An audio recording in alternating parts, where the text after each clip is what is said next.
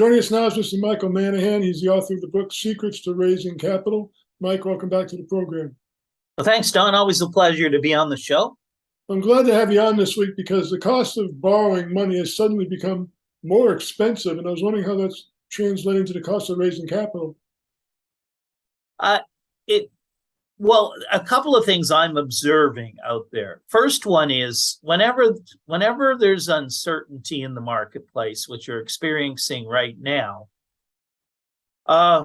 raising capital just becomes more difficult. Whether it's financial institutions, individual investors, high net worth individuals, equity funds, they look at uncertainty and they just say, let's sit on the sidelines, let's wait and see what's going to happen. And so all that being said, I have heard of some companies having some success, but they have to be pretty extraordinary companies. Small companies are having a particularly difficult time. Well, it's kind of unfortunate, the timing, because it seemed like just a few weeks ago things were beginning to loosen up, and then it got tight again. Yeah, I wish I had a crystal ball to be able to predict some of these things, but it is, we're in a mess. It's just as simple as that. We're in a huge mess. The stock market's in the tank.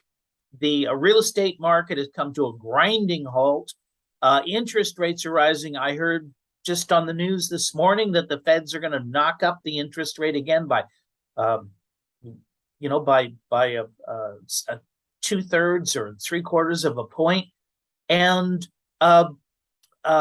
real wages are suffering. The cost of living is going through the roof. It's just a complete mess. And when you have a mess like that, and you're a small business person, you're trying to raise capital, it's just going to be that much more difficult. And if you can raise the capital, the cost is going to be significantly greater. How are you advising people that are coming to you for insight? Well, I'm still a big believer in the whole crowdfunding concept. I've seen that be quite successful. But even there, I remember I was at a restaurant talking to the owner, I don't know, a year ago, and he was telling me how the busboys and the bartenders and the cooks were all investing in cryptocurrency. Well, that's not happening anymore. So, but what I'm telling people is you can't stop the process, okay? You might have to knock on a few more doors, make a few more phone calls, but raising money is a process.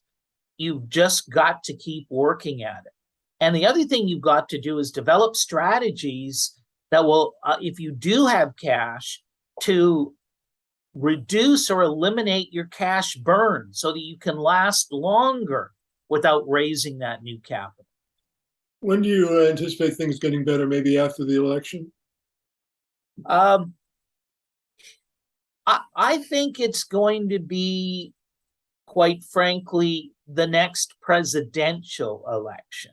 Because even if the Republicans take over the House, and even if they take over the House and the Senate, you still have Biden in the White House. You still have a Democrat in the White House, a Democrat administration. They're not going to approve the Republican legislations.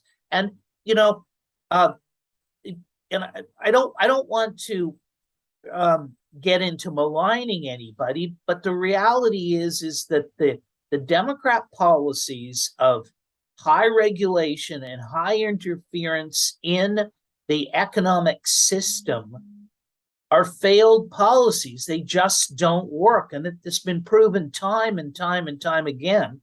And but that the Democrats still will control the White House and will continue to control the White House for at least another 2 years. So you're not going to see any major changes, in my opinion, in the way things are going. Maybe you'll just have a government that's stagnant and doing nothing, but that also is not the solution.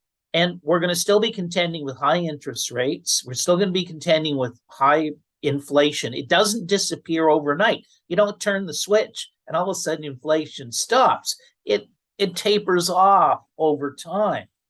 And so far it really hasn't hurt the average individual because the job market is still good.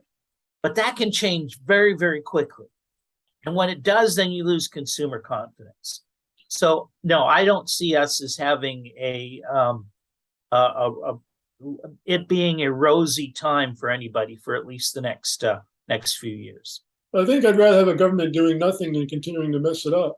Well, you're absolutely right about that. Absolutely right. And maybe that will be the blessing, is that if they just do nothing. The problem is we have issues in this country. We have issues that could be solved, that, common folks like you and I, if we got in a room, we'd figure out how to solve them. And yet for years and years and years, our government just doesn't seem to address these things. And when they do address them, they come up with such overthought